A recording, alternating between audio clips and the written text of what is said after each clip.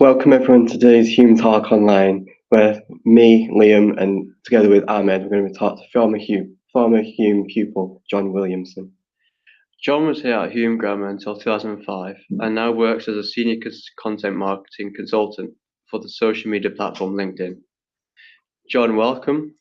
And thanks so much for joining us this afternoon. Thanks for having me. Looking forward to talking to you both. So let's go back to 1998 when you started your HGS journey. What were your initial thoughts on your new school, and did you have a mobile phone back then? What were my initial thoughts? My initial thoughts were, I remember they did, I think it was like an inset day. That's what it was called then, no, or whatever it was, like a big taster day. I think that was more the lines of that. And I came from my primary school in for the day to meet people. And I was most amazed by the plethora of food that we could have. I know that sounds really stupid, but I was like, wow, this is incredible. Chicken burgers and everything. I don't even know if you can still get those in the canteen. Is that a thing that you can still get? No. Sometimes, yeah. Sometimes. Oh, they were a daily occurrence back then. So that was really exciting, but also great to meet new people and obviously, future colleagues I've been with for a long time since. I've still got friends now, right? So that was really cool, and obviously it was a big school. It had a swimming pool. The teachers were chatty and stuff. So it was a very exciting time. And no, I did not have a mobile phone then, believe it or not. Yeah, and it was, and it was really good. Looking back, I'm really glad I didn't have a mobile phone then, because we were just present in the moment, enjoying our time. So a large part of life at HES that has never changed is its extracurricular provision. What were your passions at school outside the classroom? Passions outside the classroom. I did D.A.V. That was great. Really enjoyed doing that. I did that all the way up to gold. And had some great times doing that with school friends, like I say, who I'm still friendly with now. Did the old school shows. They were always a good fun. Started off in like the helping out backstage, and then sort of moved forward, I guess, onto the front of house and front stage, which was nice. I was in CCF for the RAF section. That was really good. I dabbled a bit in the rugby team, which was good fun. So did quite a lot, outside of the classroom, which is one of the great things I loved about Hulme, is just little moments like that, and obviously the school trips, which were really good. So always enjoyed those. Yeah, I do backstage in the school shows as well, and I think it's one of the best parts of the year. I always look forward to it. It's great. Do you still get? I don't want to cause trouble here, but do you still get pizza on the last night? Does everyone sort you out with a nice big pizza? Not that I know of, but possibly. You need to work on these things. We used to get about 8 massive pizzas delivered. It was great fun. Well, that's quite. So on leaving HGS, you went on to study English literature and film. Yeah. What were your career aspirations then? You know what? I actually don't know. I do know, because I wanted to work in the entertainment industry, like TV and cinema and stuff. That's why I did it, because I wasn't like super academic at school, but yeah, I was told, and I feel like I was very good at like speaking, presenting, and also sort of communicating, working in teams, and also more art. I was more arts focused, so I loved art. That was one of the things that I really enjoyed doing. I think that was down to Mr. McRoyal and other art teachers who were great that I had at the time. And obviously English was also, I really enjoyed English. I did okay at that, so obviously went to uni to do that. And then I just sort of always loved the creative world, the creative industries, and then sort of did my degree and ended up in TV, I guess. So that was it. So I wouldn't say yes, I went out looking for jobs and things like that, but in TV it's a bit different than, say, if you want to be a lawyer or a doctor or something, or accountant, where it's like you go into university, you do your degree, and then you get your call from a recruiter from a big four consultancy or a big bank, something like that, or whatever, or a hospital, whatever, and you go into it. It's a bit different, so you sort of have to find your own way. And you know what? I think that was a big that's a big learning moment for me doing that and setting off into that industry, because yeah, it was definitely different than I expected. That's for sure. Yeah, no. I think now this in the sixth form we try to promote what happens outside of academic studies now. So like like they say, like a job, how it feels. It's quite a scary thing at this age. We get told about it, but yeah. What do you guys plan on doing after finishing at Hume? We're very similar with geography at university. Oh, nice. Okay, I had loads of friends from school who went to do geography at university. That's the classic one. Which universities are you going to? Either Salford or Liverpool Hope. Nice. Okay. Leeds or Sheffield, so still deciding. Nice. Good unis. Yeah. Leeds. A lot of my schoolmates went to Leeds Uni. That was always a really good one. So, but yeah, I think you've just also got to just see where your heart takes you, or whatever you feel floats your boat. Like I started in a degree down in London doing something completely different originally, right? And I did it for a year and I dropped out, and I'm not afraid to say that, because it took me a lot to do that, and I did it, and I went down the route I did, where I went to Manchester and did cinema and English, and it's got me where I am today. So yeah, it's important. So your first job after university is on the Jeremy Kyle Show. Yeah. And from there, you seem to develop an interest in marketing and social media, culminating today with a senior position at LinkedIn. Where did your interest in social media come from? And were there any drama highlights in Jeremy Kyle? Well, I want to make it known that I wasn't actually like on the show, as in I wasn't on the seats, but I was working behind the scenes. And obviously, that show has obviously now been canned, and it was never one of the biggest shows on TV, although everyone seemed to know about it. And it was my first foray into TV, and I probably did about 3 or 4 series of that, but then I moved on to Countdown and then University Challenge, and I finished working on those shows as assistant producers. So it got me into TV. So I did that, and Jeremy Kyle was definitely very interesting. It was insightful, and also it's not made up, despite what some people think that most of those things were made up. It's all very true, which is quite a sad look on the world or the country in general. But I learned a lot there as well, but then moved on into different shows which are completely the opposite of Jeremy Kyle, but they were just as much fun and very interesting. But I think working on those shows is where I then I was into social media at the time, being in TV. I'd funnily enough, when I was at uni, Facebook had just launched. I've really aged myself there, but like Facebook, you could only be on it if you were at university. So I was on there and I was getting to know it. I was learning about it. Then Twitter launched. Again, I was on there quite early on and using that. And then I was using Instagram. And I remember at the time, one of the exec producers asked me to come into the office and said, "John, we're trying to win a national television award. Like you love this social media stuff and Facebook. Can you just do something?" I was like, "Yeah, okay." So the beauty of this, no process, nothing. This was back in 2010-ish. Just literally took my work email address, set up a Facebook account for Jeremy Kyle, Twitter account for Jeremy Kyle, Instagram. And then I did the same for Countdown. I did the same for University Challenge. And I basically grew these social accounts online. And then that's how I ended up in social media in that world and learning about that and boosting and growing followers. And that's how I ended up working and being like number 15 in the Lad Bible in Manchester when they first started. So I started out with those guys. So I think, you make your luck. You also got a bit of luck, but also it's a bit about right place at right time. Yeah. So obviously social media is a huge part of today's world. What top tips do you have for anyone, aspiring pupils, thinking of working in the industry? Good question. I think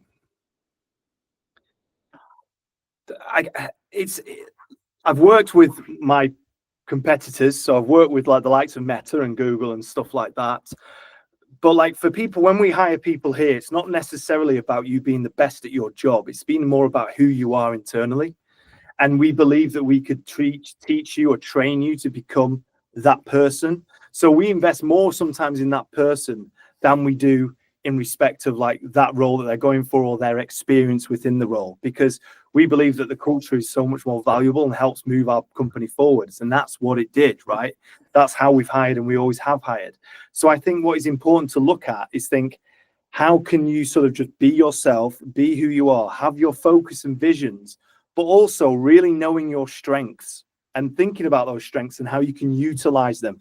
Like I say, that may not be in maybe a degree or something in an education way or an academic way.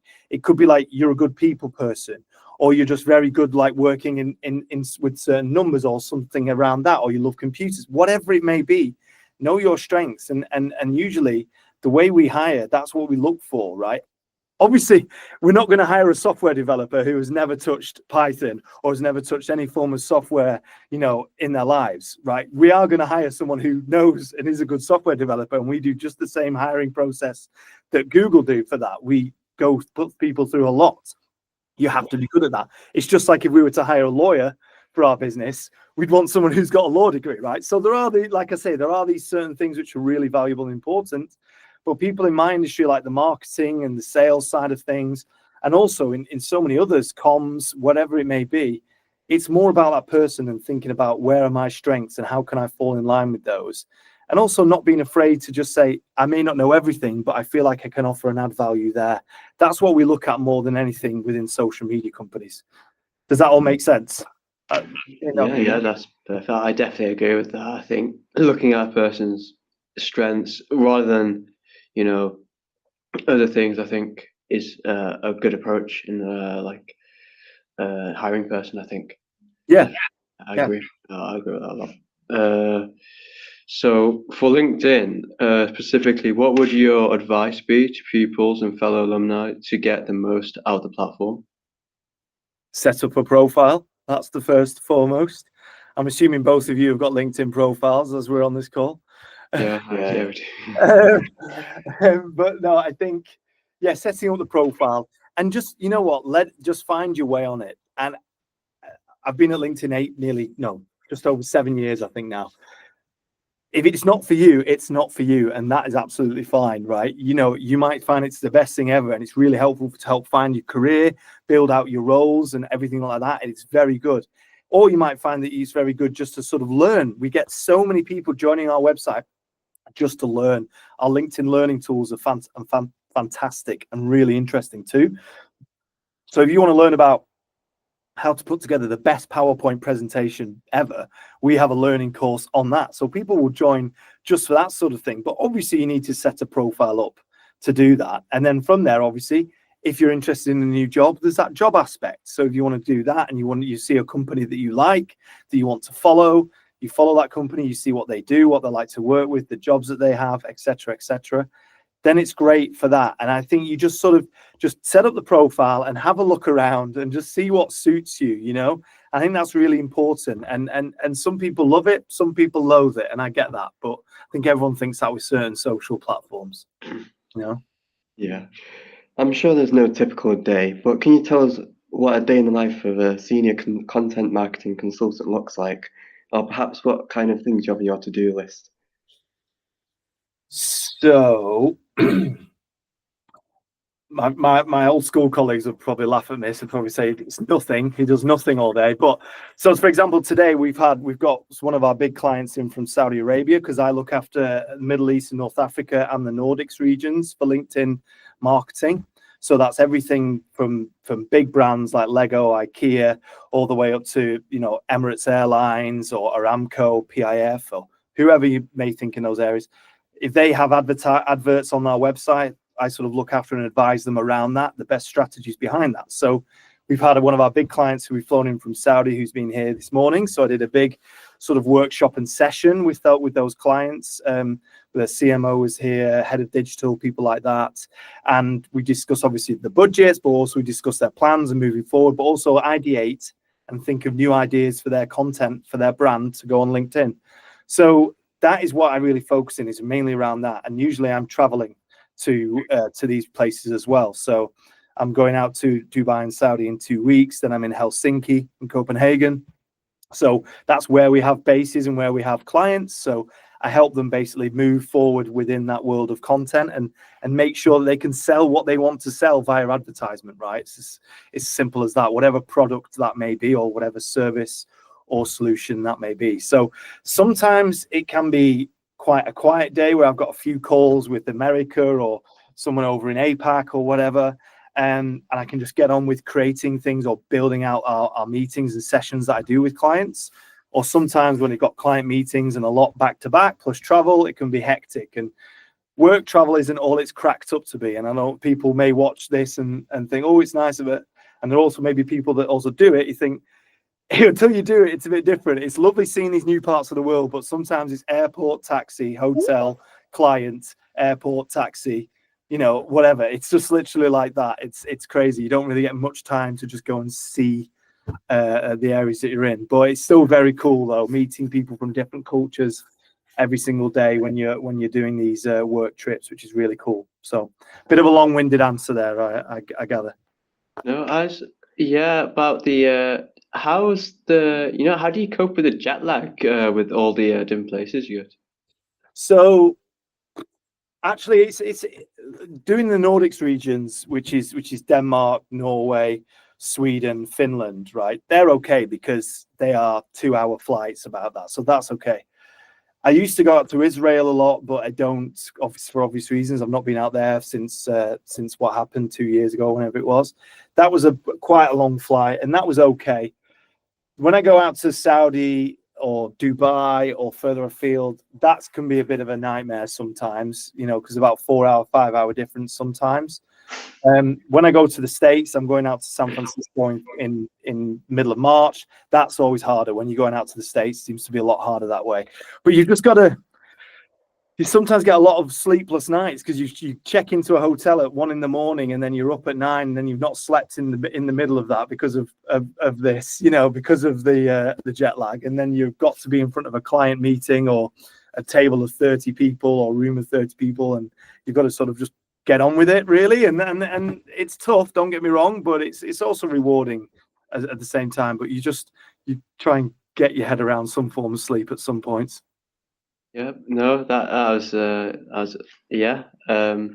So can you tell us about any particular projects or clients that you've worked with and particularly enjoyed, or any campaigns you've admired from afar? So I've told you a bit about the clients. So I mean, they, like I say, are a real range of people and businesses as a whole. So it can go from like specific like drilling companies all the way, like I say, to Lego, IKEA, big brands that we all know and love, which is really cool. And what I love is that these things change every time, because whenever a brand comes to us and says we've got this new campaign or we have this product that we want to launch, we help them discuss these ideas with them and how we can push that onto the platform whilst testing our new products that we have, as in new ad products, which could be video ads, could be single image ads, lots of different things. It's all this stuff that you'll see on TikTok in the feed or Instagram in the feed, these sorts of things. Like these are these ads that we work with these clients. So it was really interesting working on some stuff with around this thing called Neon, which is in Saudi Arabia, which is a big sort of giga project that they've been talking about for quite a while now, but I don't know what's happening with that. That was always very interesting to work on. What else? Bits that I've done with Tesco. I know that sounds really random, but Tesco was always a really good company to work with and help them with their content and the campaigns around that. They did a great one around Diwali, which was really good. I was really happy to help with that because it got a lot of traction. A lot of people loved that. So that was really, really cool. So it's always good because you've got so many different, it's a different mix depending on that client, and you just, some you enjoy working with, some you just have to work with, which are just as fun, in their own weird ways. So does that answer that question? Yeah, I think so. So I've gone through many versions of social media, from MySpace to Facebook, now TikTok and Instagram. What do you think will be the developments in social media in the next 5 years? Oh, good question. I think I don't know. Like, I think developments in social media, I think, will be more user driven. I hope that's the case. So when I say that, it's more focus on you as a person who has your account on a social media platform, and you can decide how you want that to work for you. So for example, I don't know if you saw, you may not have seen this, but Meta released something for Instagram where you can basically wipe clean your algorithm. Do you know what an algorithm is? Guess Yep. got a good idea what it is? Yeah. So a way that you can wipe clean your algorithm. So that means that anything that you've been seeing in the past, you can just literally switch it off and you can start afresh. That's what I want to see more of within social platforms and social media companies. Do I think that's going to happen with the way of the world and what's happened in the past week or two with our friends across the Atlantic?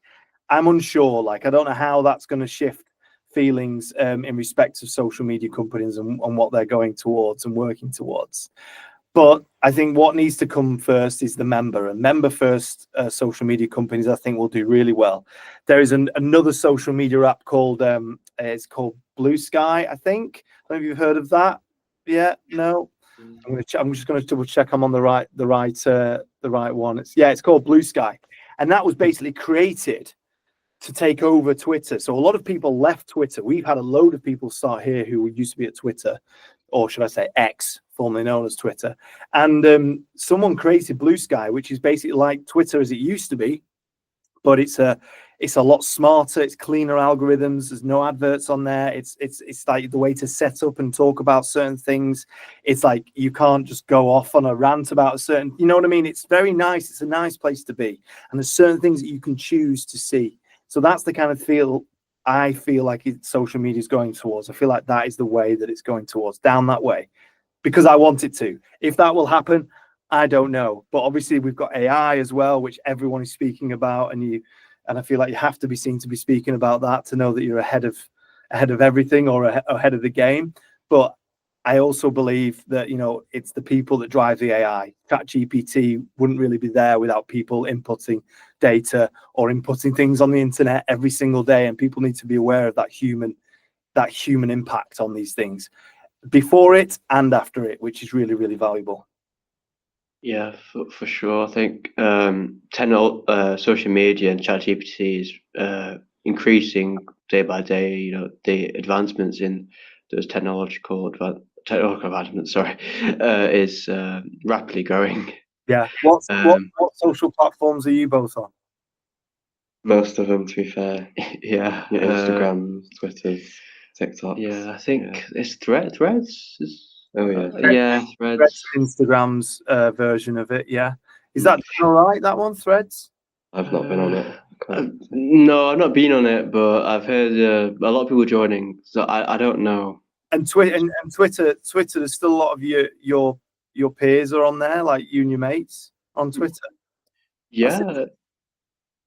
How do you find it being on there? Depends on what side you're on. Yeah. Yeah, depends on what you want to see. Because obviously I look at a lot of football things. So yeah, it can be different than what you see. But that's good though. That's the kind of stuff that you want. You just don't want other stuff, That's the interesting thing. Sorry, go on. I'll let you carry on. Oh, sorry. And lastly, just before you go, if you could give some advice to your younger schoolboy self, what would it be? I